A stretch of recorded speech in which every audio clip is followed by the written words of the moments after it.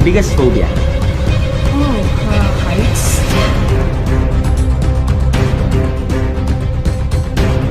Duda ang ilang mambabata sa patay ni dating DPWH Undersecretary Maria Catalina Cabral. Gusto nilang paimbestigahan kung posible bang meron itong foul play. Ikinagulat naman ng marami ang biglaang pag ni dating DPWH Undersecretary Maria Catalina Cabral. Importanteng tao siya para mapagtagni-tagni ang mga maanomalya sa flood control projects. Si Cabral ang itinuturing main operator ng sistema ng kickback sa DPWH. Dahil dyan, merong mga nagdududa sa kanyang pagkatay. Si Caloocan 2nd District Representative Edgar Elesi, hindi benta ang kwento ng driver ni Cabral na nagpaiwan sa Cannon Road ang dating USEC.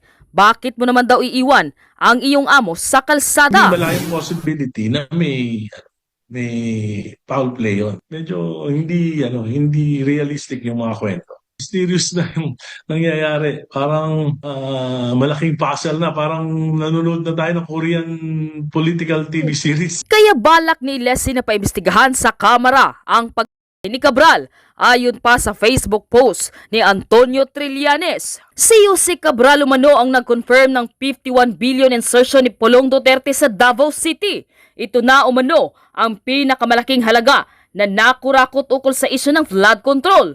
Hindi pa sumisipot si Pulong sa ICI, kaya halatang may itinatago. Kaya naman naiuugnay ngayon si Pulong Duterte sa pagkapatay ni Cabral, lalo't marami umano ang makikinabang sa nangyari. Ayon naman kay Senate President Tito Soto, mabigat umano ang matay ni Cabral, lalo't malaki umano ang maitutulong niya sa investigasyon kontra korupsyon. Kasi masyadong nalalaman si former Yusek Cabral. Alam ko, meron siya mga iniwan na siguro mga informasyon at dokumento. Meron siya mga kinausap ng ibang tao tungkol dyan. Meron siya mga sinabihan. Mag-ingat tayo dyan sapagkat yung pinanggalingan na tao, kung sumakabilang buhay na, paano mo verify na tama yun? Ayon naman kay Senate Blue Ribbon Committee Chairman at Senate President Temporary Peng Lacson, nakausap niya umano ang mga abogado ni Cabral at tingin niya gusto umano nitong makipagtulungan sa investigasyon ng flood control projects. Pero tila matindi umano ang pressure kay Cabral na hindi nila maipaliwanag. Sa kabila niyan, matindi rin ang iginiit ng DILG. Ang pagkamatay ng isang tao ay hindi ibig sabihin titigil ang gulong ng hustisya. Hahabulin namin ang lahat ng nakoyaman, buhay o patay. Death will not protect you. Balikan kung paano ginisa ng Kamara si Cabral kaugnay sa maanomalyang flood control projects. At ito ang kanyang mga naging revelasyon. Narito ang buong detalye. Panuurin, pakinggang mabuti at kayo na ang bahalang umusga. Ngunit bago tayo magpatuloy, huwag kalimutang i-like, share, subscribe, and click the notification bell for more updates and for more upcoming videos. Maraming salamat! Mr. Chair, my question, I would like to address my question to Yusek Cabral. Thank you, ma'am. Ma'am, meron po kasing lumabas na ngayon lang na report na sinasabi po dito, noong 2016 up to 2025, meron daw pong 87.1B na insertion ang Davao City. Pwede po ba pakikumpirma po ninyo to?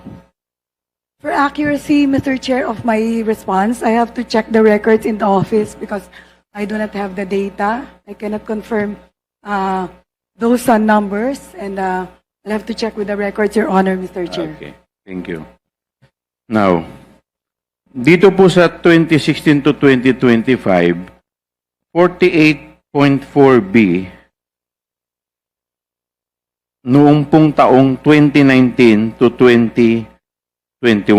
That is 60% of the 81.1B na infra project for that period. Pwede po ba paki-confirm po ito? Again, Your Honor, Mr. Chair, I have to check the records to be Okay, accurate. ito pong may lumabas po dito sa Politico. DPWH confirms 51B allocation to Paulo Duterte's district in last 3 years of Rodi's term. Ito po ba totoo? May I know the date? Kayo po ang nakalagay dito na nag-confirm yun. DPWH Undersecretary Maria Catalina Cabral. Kayo po ba to? Your Honor. Yes, Your Honor. Okay, so kino-confirm po ninyo. Again, I have to check, Your Honor, because I am not accurate. I'm not certain about the number on the published news of Politico, Your Honor. Ayan po, may nakalagay pa po dito na base sa report ng aming programming division, we confirm na yung pong mga amount na nabanggit ninyo noong 2020, 2021, 2022, based po sa National Expenditure Program ng DPWH at yung pong General Appropriation Act o GAA sa distritong ito ay tama po and we confirm those budget. Ano po masasabi niyo dito? Again, Your Honor, I no longer recall, so I have to confirm with the records in the office, Your Honor, Mr. Chair. Okay. And dito po sa 51 billion, based sa record po, at based din dito sa newspaper na, dito po sa online article, 29B was inserted sometime in 2021 budget for GAA. Do you confirm that? Again, Your Honor, I have no records on hand. I have to confirm with the planning service, Your Honor. All right. Okay, kaya ako po tinatanong, Yusek, di po ba noong mga panahon na to, pandemic? 2020 po yata yung pandemic. 2020 to 2021 yata, Your Honor. And yet, meron pa pong flood control na ganito kalaki. Di po ba ng mga taon na yun, parang umutang pa po tayo, yung bansa natin, kung hindi po ako nagkakamali? I have no knowledge, Para po Your sa Honor. mga medical kit, sa lahat po ng mga, kasi pandemic po nun eh. I have no knowledge of the... Kasi pangungutang po. kung ganito po kalaki to, bakit pa po tayo ng utang? Di sana ito na lang po ay ginamit na lang natin para po sana hindi na po tayo ng utang. Sige, okay. So, sandali na po, Chairman Joel. I will confront you with the quote in the news report. Kasi kanina po yung sinasabi na hindi nyo maalala. Ipapaalala ko sa inyo. This is the Politico article. DPWH Undersecretary Maria Catalina Cabral confirmed the report circulating on social media in a television interview. Base sa report ng aming programming division, we confirm na yun pong mga amounts na nabanggit ninyo noong 2020, 2021, 2022, base po sa National Expenditure Program, NEP, ng DPWH at yun pong General Appropriations Act, GAA, sa distritong ito, ay tama po and we confirm those budget. So, naalala niyo na po ba, Undersecretary Cabral? I guess I clearly remember, Your Honor. I think there was an interview that time. No, it's just a question of a yes or a no. Do you Yeah. remember it or no? Because it's a Yes, Your it's an Honor. actual quote. Okay. Yes, Your Honor. Kung ano. Yes, what? Yes. Yes, you remember or yes, you don't remember? I don't remember No, I am exactly. confronting with you. I am confronting you with the actual quote. Ah. So the only question there is, do you remember stating that quote or you do not remember stating that quote? I remember, Your Honor. You remember stating that quote. And if you remember stating that quote, do you confirm the information in that quote?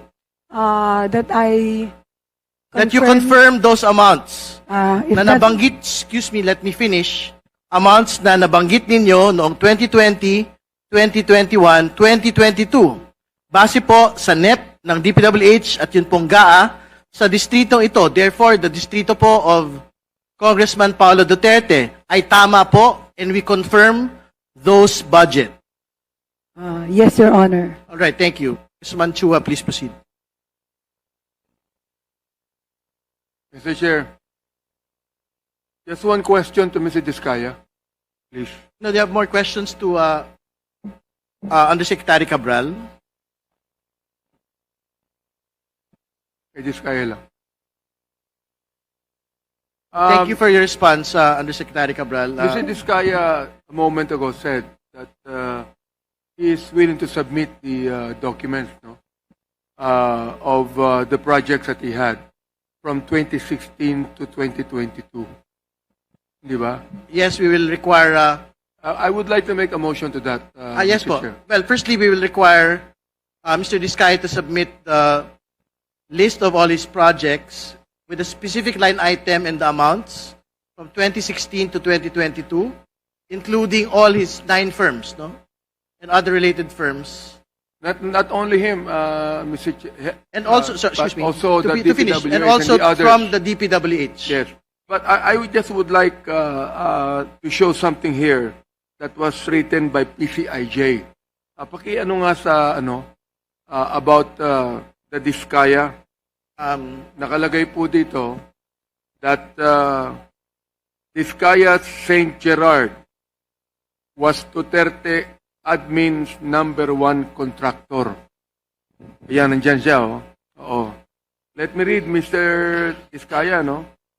St. Gerard Construction, owned by the influential Diskaya family, emerged as the #1 contractor during the Duterte administration's Build program, according to a September 2018 report by the PCIJ. From July 2016 to December 2017, St. Gerard secured 12.3 billion worth of contracts, despite having been suspended by the Department of Public Works and Highways over the submission of a spurious tax clearance document. PCIJ found that St. Gerard and 9 other firms cornered 68.5 billion pesos, or 14% of all DPWH awarded projects during Duterte's first 18 months. Several of these companies were previously blacklisted, suspended, or had owners facing graft cases, yet still managed to secure lucrative contracts. I'd like to ask Mr. Diskaya if he affirmed these findings of PCIJ. Mr. Diskaya, please respond. Your Honor, nirerespeto po namin yung ano po ng PCIJ, yung kanilang pong paglalathala. Iko-confirm pa po namin ang data po namin, pero hindi po ganyan kalaki.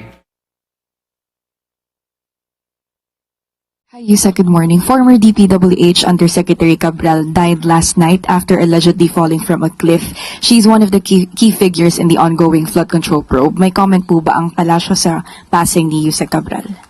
Nakikiramay po tayo sa pamilya na naiwan po ni former Yusek Catalina Cabral. At nakakalungkot po ang nangyari. Pero, yun po, muli nakikiramay po tayo. Follow-up question from Darlene Kai, GMA7. Good morning, Yusek. Following the death of former Undersecretary Cabral, what is the Palace's directive on the investigations or inquiries surrounding yung mga kaso or allegations sa kanya? Sa ngayon po ay wala pong kaso. Inquiries or investigations concerning projects involving former Undersecretary Cabral. Nasa kamay na po iyan ng mga mag-iimbestiga. So sa ngayon po, wala pong kinakaharap na kaso si Yusek Cabral. Follow-up question from Katrina Domingo, ABS-CBN. Good morning, Undersecretary. Ma'am, before her death, the ICI recommended further investigation about Yusek Cabral as well as former DPWH Secretary Manuel Bonoan. Is the executive branch tracing his whereabouts, considering that he was supposed to return to the Philippines on December 17 and the immigration says he is not yet here? Tingnan po natin, sa ngayon po ay wala pang pag-uutos patungkol po dyan. Just a follow-up question. How urgent is this issue for the palace, considering that a key witness died, another person of interest is nowhere to be found in the Philippines, and Zaldico is still at large? Okay, ginagalang po natin muna pansamantala ang pribadong buhay at ang pamilya po ni Yusek Cabral. Sa ngayon, wala pong pinag-uutos ang Pangulo at muli, walang kaso. At kung meron man pag-iimbis ng gagawin, bahala na po. Nasa kamay na po ito ng mga investigating bodies. As for Mr. Bonoan and Mr. Zaldico? Mr. Saldico, meron pong red notice tayo nire-request for Saldico. Kay Mr. Bonoan, tingnan po natin, supposed to be December 17. Siya naman po ay pribadong tao. Tingnan po natin kung merong kaso may isasampa sa kanya. So, doon na naman po siya siguro papatawag. Next question, Eden Santos, Net 25. Yusek, quick follow-up lang po dun sa kay Yusek Cabral. Ang Pangulo po ba walang direktiba para sa swift investigation dun sa kanyang pagkamatay po? Para malaman lang din yung ano ang nangyari. Meron po ba direktiba ang Pangulo sa PNP, sa NBI, CIDG? Hindi na po kailangan iutos to. Mandato po ito ng PNP, ng SOCO. Malaman ko ano po ang nangyari. Okay.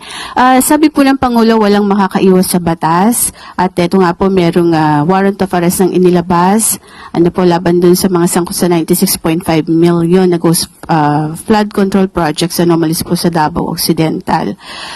May we know po kung meron na bang malinaw na impormasyon ang gobyerno kaugnay po nung kinaroroonan ni Saldico at meron po bang timeline or deadline na dapat siya ay maibalik dito sa Pilipinas, maaresto po siya? Unang-una po sinabi na rin po ng DILG na meron na pong request for the red notice. At kung papaano ito mapapabalik sa bansa, as the saying goes, do not telegraph your punches.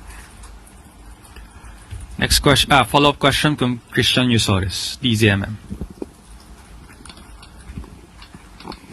Ma'am, going back po kay Yusek Cabral, how is the palace, ano po ang tingin ng palasyo dito? How will this affect yung ongoing investigations related po sa flood control projects given na ang directive nga po ng Pangulo ay dapat mapanagot po yung mga dapat mapanagot sa issue na ito? Muli, sasabihin natin, bahala na po, nasa kamay po ito ng investigating bodies. At sa ngayon po ay hindi po ito nasa isip ng Pangulo, ng Palasyo, dahil nakikiramay po tayo sa pamilya ni Yusek Cabral. That is the last question, Yusek. One more.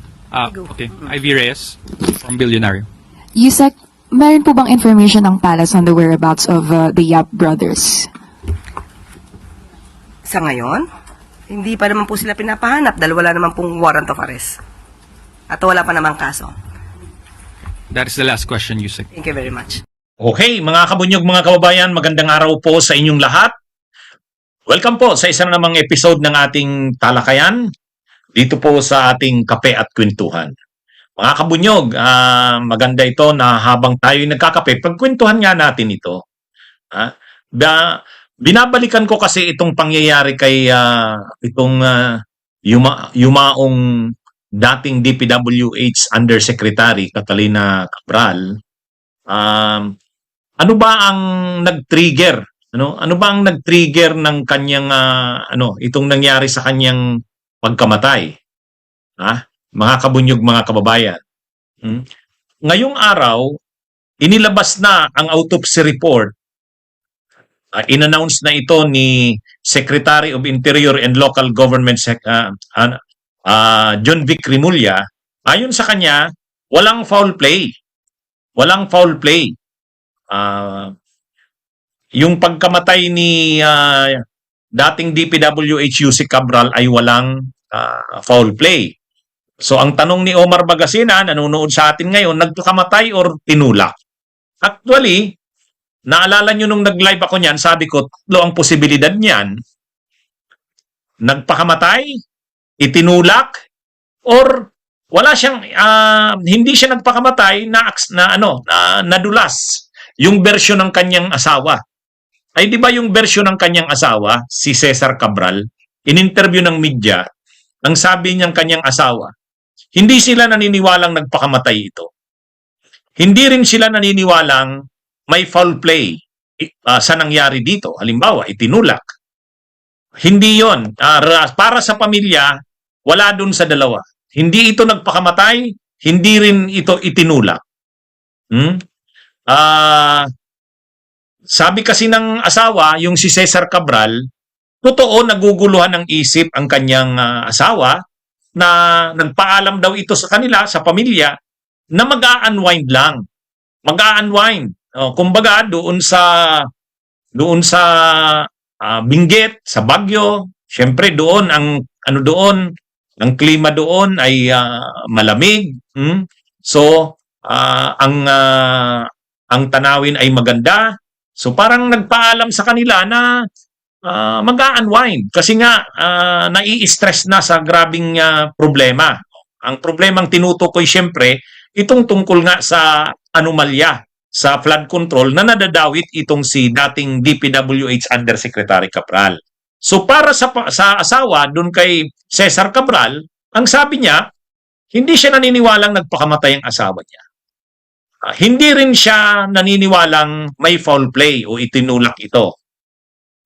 Kaya yung mga nag-i-insinuate na yung driver ay person of interest at posibleng may kinalaman kasi yung mga ginawa niya, yung mga ginawa ng driver ay parang hindi normal. Halimbawa, parang hindi ka nagmalasakit sa amo mo, hindi mo binantayan, iniwan pa nga niya. At may selfie pa, nag-selfie pa umano itong driver na ito. Pero para sa pamilya, wala yon. Hindi nila yon iniisip na may foul play. Hindi rin nila matatanggap yan na nagpakamatay si dating DPWH Yusek Cabral. Pero, totoo, ayon kay Cesar Cabral, yung asawa ni Yusek Cabral, ni Cathy Cabral, naniniwala siya na talagang naguguluhan ng mga panahon na yon ang isip ng asawa niya. At nagpaalam talaga itong mag-a-unwind, medyo magre-relax. O ngayon, ang sabi ng driver, nagpaalam sa kanya, yung amo niya, si Yusek Cabral, mauupo lang doon sa may tabi nga nung bangin. Yung sa may bangin. At hinayaan niya rin naman daw kasi gusto niyang mag-relax doon. Na nakaupo, tumitingin doon sa paligid. Hindi niya naman daw iisipin na mangyayari yon. So ngayon, ang tanong na lang, ano talaga ang nangyari? Ayon kay SILG John Vic Rimulya, ang resulta ng autopsy, walang foul play. Ibig sabihin, hindi ito binaril bago nahulog, walang ganon. Talagang ang ang ikinamatay niya ay yung pagbagsak doon. Kumbaga yung immediate na dahilan ng pagkamatay niya, yung trauma na dulot ng pagbagsak. Yun yung dahilan. Hindi dahil, halimbawa, binaril siya, nahulog na lang doon. Walang ganon. O pinukpok siya, tapos kanahulog. Walang ganon. So, yun ang na-roll out. Walang foul play. Pero, dalawa na lang dyan ang kalalabasan. Nagpakamatay ba siya? Ibig sabihin, sinadya niyang magpahulog doon? Or na-aksidenteng nadulas, nahulog? Ibig sabihin, naguguluhan siya sa mga problema niya, pero siguro nagdilim ang paligid, na nahilo, na outbalance, nadulas, nahulog doon. Yun ang dalawa na lang yan ang posibilidad. Pero isang bagay dito ang sigurado. Isang bagay ang sigurado. Ang kanyang pagkamatay, may kaugnayan yung mga kinakaharap niyang problema nitong nakaraang mga araw. Ano man ang nangyari, nadulas man siya, hindi niya intensyong magpakamatay, ang gusto niya lang mag-relax doon, pero nadulas siya, na-aksidente. Kaya naman siya nandun nakaupo, tumitingin sa malayo, ayon sa driver niya at ayon din sa asawa, para mag-relax, mag-unwind. Kung nadulas man siya, bakit kasi nandun siya? Ayun na nga, gusto niya raw mag-relax, mag-unwind. Bakit? Dahil nga sa dami ng problema. Yung problema dito sa mga anomalya sa flood control na nadadawit ang pangalan niya.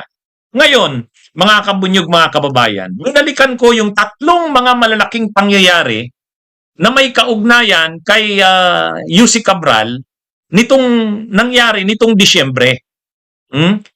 Nangyari nitong Disyembre. At tatlo yon. Tatlo yon, mga kabunyog, mga kababayan. Tatlo.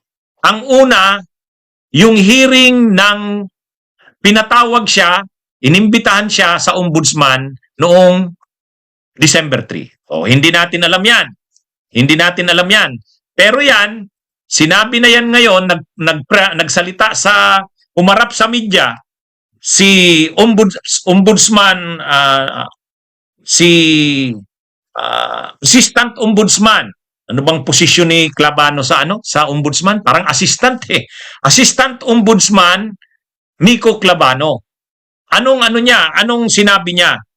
Pinatawag nila, inimbitahan nila sa Ombudsman si Yusek Cabral, inimbitahan nila December 3. Hindi nabalita yan sa media. Hindi natin nalaman yon, pero may ganung pangyayari. Pinatawag itong si Yusek Cabral sa Ombudsman. Yun ang isa. Ang pangalawa, inimbitahan si Yusek Cabral noong noong December 15 sa ICI, Independent Commission for Infrastructure, pero hindi na siya umattend. Yan yung pangalawa. At yung pangatlo na pangyayari, December 18, nag-press con si DPWH Secretary Vince Dizon at inanunsyo ni Vince Dizon ang 87 na mga taong rinirekomenda nilang kasuhan. Kasama doon si dating DPWH Undersecretary Cathy Cabral.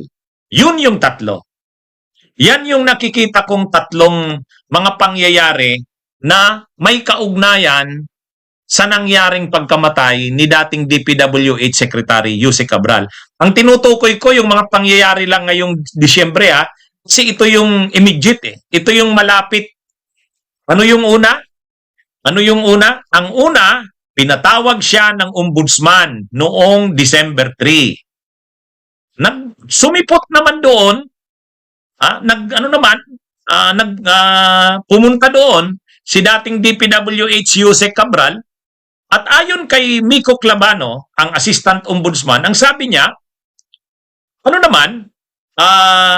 i-brief na daw nila si Yusek Cabral, brief na daw yon na posible nga siyang makasuhan. At ipinakita na dito na sa mga facts sa mga nangyayari at sa mga ebidensya, isa talaga siya sa posibleng makasuhan. So yan mga kabunyog, mga kababayan. So, kumbaga, prangkang sinabi ni Assistant Ombudsman Miko Clavano, pag-attend ni Yusek Cabral sa imbitasyon ng Ombudsman noong December 3, pinag-usapan na nga na sa mga ebidensyang nakikita nila, posible siyang makasuhan. So, ibig sabihin, talagang iyan siguro yung nakagulo ng isip. Hindi siguro. Tiyak. Yan ang nakagulo ng isip ni dating DPWH Undersecretary Cabral. Kasi sinabi na sa kanya ng sa Ombudsman, nung pumunta siya doon, na sa mga ebidensya, isa talaga siya sa posibleng makasuhan. Kaya nga hinihingi ng Ombudsman ang kooperasyon niya. Pero sa daw na yon, sa pag-attend daw na yon ni Yusek Cabral sa Ombudsman, hindi na daw ito masyadong nagsasalita eh. Parang pinag-iisipan niya na talaga kung anong mangyayari. Wala, hindi siya. Inaasahan sana daw ng Ombudsman noon sa meeting na yan ng December 3 na magko-cooperate ito at sasabihin na ang lahat ng lalaman niya. Pero sa meeting na yon, nagtatanong lang si Yusek Cabral tungkol sa anong nang nangyari, anong posibleng mangyari. O yun, linatag sa kanya. So ibig sabihin, nakita na ni Yusek Cabral ang posibilidad na talagang makasuhan siya. At yan ang nangyari noong December 3 meeting sa Ombudsman. O yan, hindi natin alam yan, Hindi kasi yan nabalita eh. Hindi sinapubliko yan ng Ombudsman. Pero yun na nga, ayon sa Ombudsman, kay Miko Clavano, pumunta sa opisina nila mismo si Yusek Cabral. At inilatag na ng Ombudsman ang resulta ng investigasyon, anong mga ebidensya, at pinakita na dito na posible nga na siya ay isa sa makasuhan. Bagamat hindi pa daw nila sinabi kung ano ang kaso, pero pinaliwanag na sa kay Yusek Cabral anong status ng mga kaso at anong posibleng mangyari. Ngayon, ang reaksyon daw ni Yusek Cabral, hindi ito masyadong nagsasalita. Hindi ito masyadong nagsasalita. Nagtatanong na lang,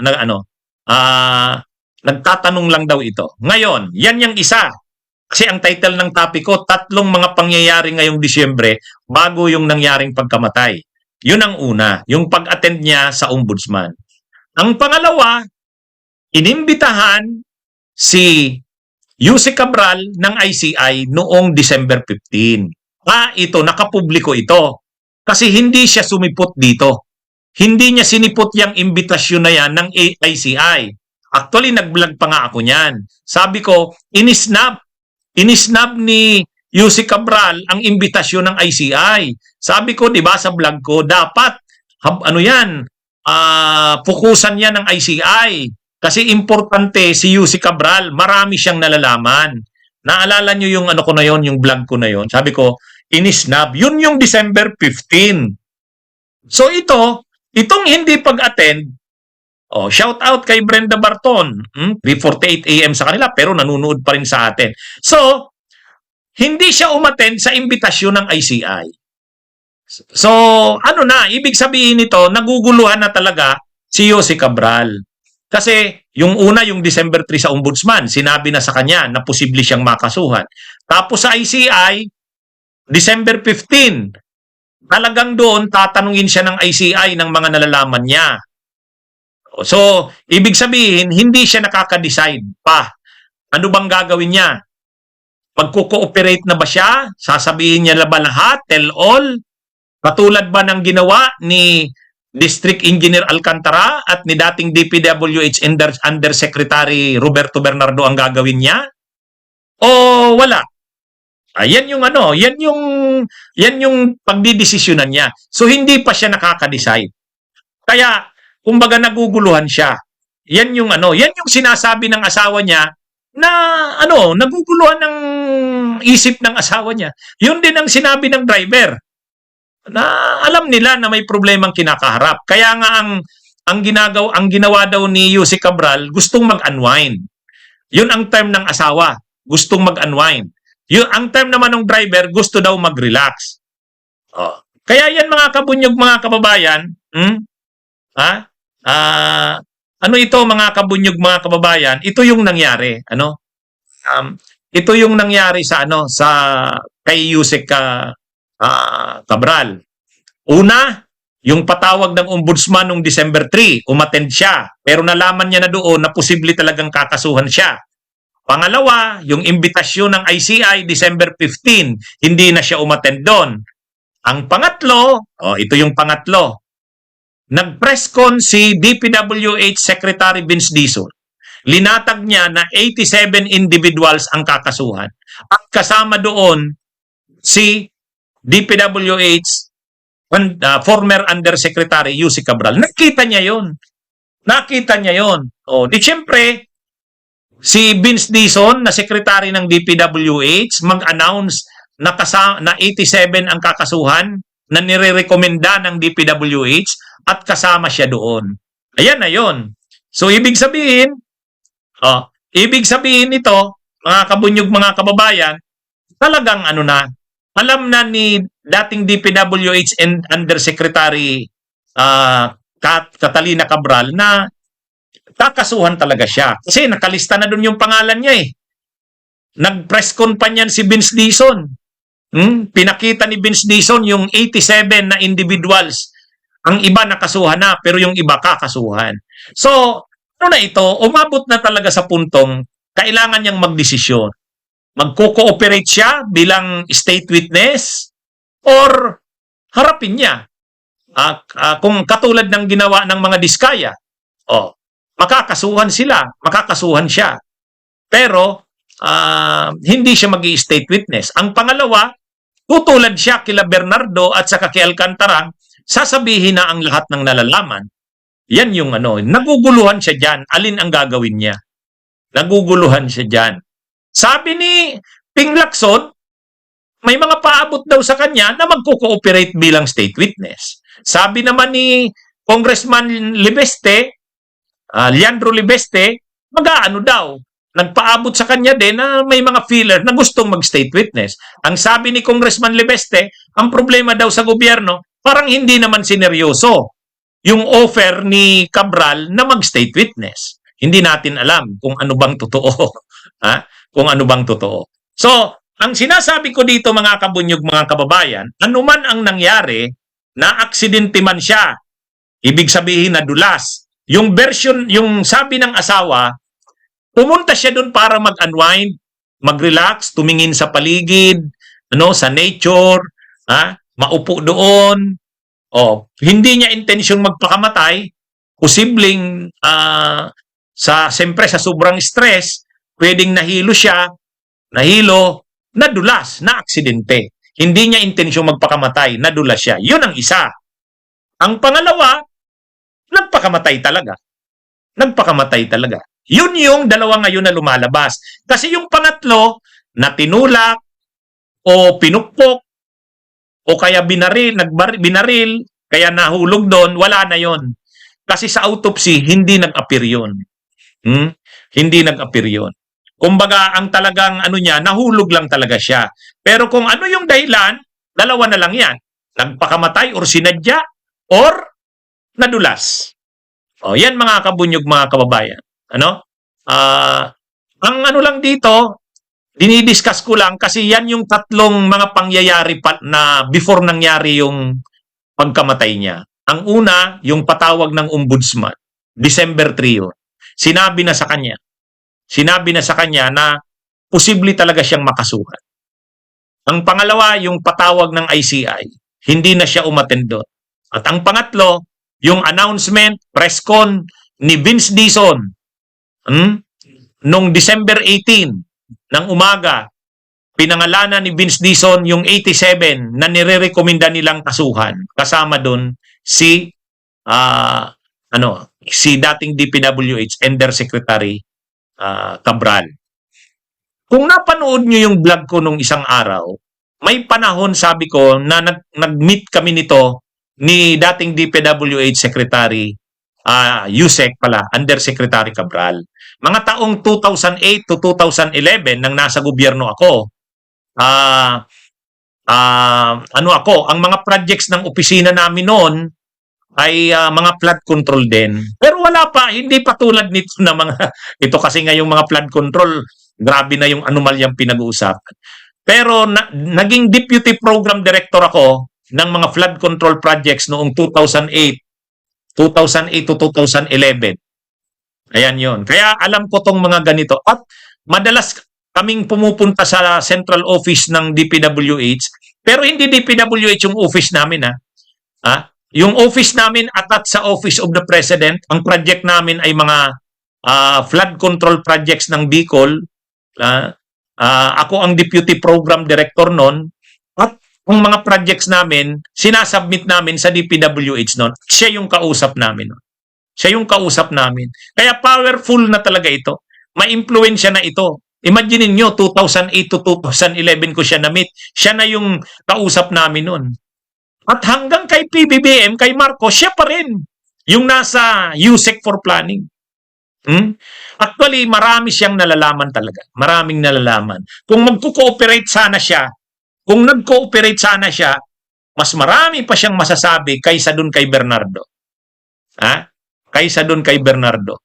Mga kabunyog, mga kababayan. Sana, na-guide ng maganda si Yusek Cabral para mag-cooperate sana siya, sabihin niya na sana. Kaya lang, sa totoo lang, kung nag-cooperate si dating DPWH Yusek Cabral at sasabihin nating tell-all, ay matindi ang tell-all niyan.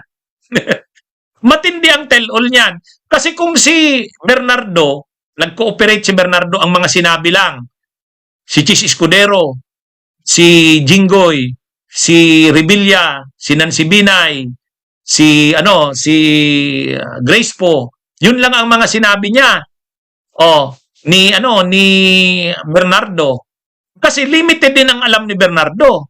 Pero itong si dating DPWH Undersecretary Cabral, ilang administrasyon ba naging ito? hepe ng departamento na yan, ay ang USEC na yan for planning. Ay panahon pa nga ni Gloria Arroyo, panahon ni Pinoy, panahon ni Duterte, panahon ni PBBM. At alam niya yan. Alam niya yung ano na yan, yung mga ano na yan, yung mga insertions na yan. Yung mga ano sa budget, alam niya yan. Lahat halos ng mga senador, lahat ng kongresista, alam niya yan. Kaya pag sinabi mo sa kanyang tell-all, ang dami niyang ilalaglag. Mabigat sa kanya talaga yon. Kaya hindi madali yung pag-process niya kung magko-cooperate ba o hindi. Marami siyang ilalaglag dahil marami siyang nalalaman. Anyway, sa pagkamatay ni Yusek Cabral, bit-bit niya rin yung mga sikretong alam niya. Bit-bit niya yon. Kaya mayroon inaagapan sana ng ombudsman at saka ng DILG na makuha yung mga gadgets niya. Yung mga gadgets niya. Para makakuha man lang doon ng impormasyon. Kaya ano ito mga kabunyog, mga kababayan? Ito namang si Robin Hood Padilla. Sabi ni Robin Hood Padilla, wag daw munang pag-usapan itong si Cabral. Igalang daw ang pagkamatay. Sus naman si Robin Padilla. Hindi naman normal yung pagkamatay ni dating Undersecretary Catalina Cabral. Hindi naman ito kung ano lang, wag bastusin. Mas tama 'yon. Pero yung hindi mo siya maging topic or hindi siya maging laman ng balita, hindi naman. Paano mo naman to hindi mapag-uusapan? Napaka-importanting ano to na sa anong ito dito sa. Ang masama lang na kung ano-anong sabihin mong masama sa tao. Yun siguro. Igalang yung panahong ito. Pero yung pag-usapan yung context ng pagkamatay niya, anong nangyari, ano naman yun? Akala mo naman si Robin. Nakala mo naman si Robin. Anyway, mga kabunyog, mga kababayan, dinidiscuss ko tong topics, mga topics related kay dating DPWH Undersecretary Cabral ng paisa-isa, may tanong kasi sa akin, attorney, pwede pa kung may mga yaman na napunta sa pamilya ni Cabral na galing pala sa yung sinasabing mga kickbacks, commission, tulad ng sinabi ni Yusek Bernardo, pwede pa bang mabawi 'yon? Pwede. Ang tawag doon civil forfeiture. Civil forfeiture. Pag i-discuss ko 'yon ng separate, i-discuss ko 'yon. Abangan nyo, mga kabunyog, mga kababayan. Ano ito? Kasi ito, marami siyempreng mga related topics ito. Hayaan yung pag iba-ibahin ko yung topics para may focus tayo. Tulad ng ano ang impression ko kay Yusek Cabral, diniscuss ko yan nung isang araw. Panuurin niyo 'yun. Okay, mga kabunyog, mga kababayan, magandang araw sa inyong lahat. Mabuhay po tayo.